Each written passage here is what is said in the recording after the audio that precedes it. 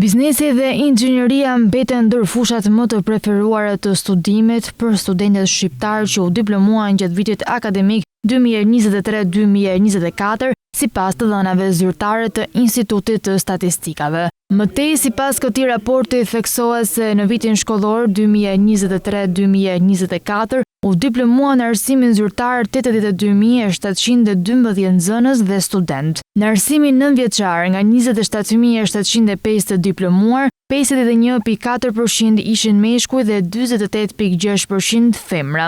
Në arsimin e mesëm të lartë u diplomua 26.729 të diplomuar, 1.3% më pak krahasuar me vitin e kaluar akademik. Gjithashtu, në arsimin e mesëm të lartë profesional nga 3.174 të diplomuar, 82.7% ishin meshkuj dhe 17.3% femra.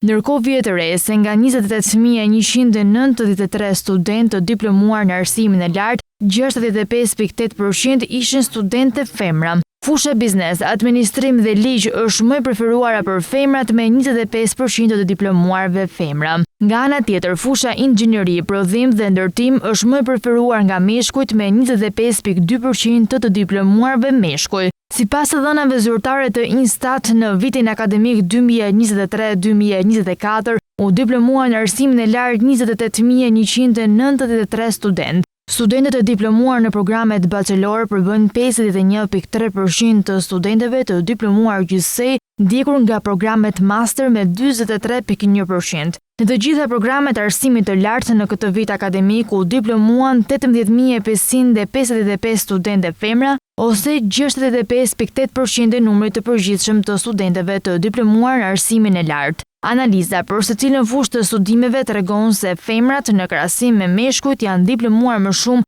në shkenca sociale, gazetari dhe informacion 83%, ndjekur nga shkenca arsimi 81.7% dhe shëndet dhe mirëqenie 78.9%. Nga ana tjetër, fushat në të cilët janë diplomuar më shumë meshkujt në krahasim me femrat janë shërbime 67.3%, inxhinieri, prodhim dhe ndërtim 63.1% dhe teknologji e informacionit dhe komunikim me 56.2%.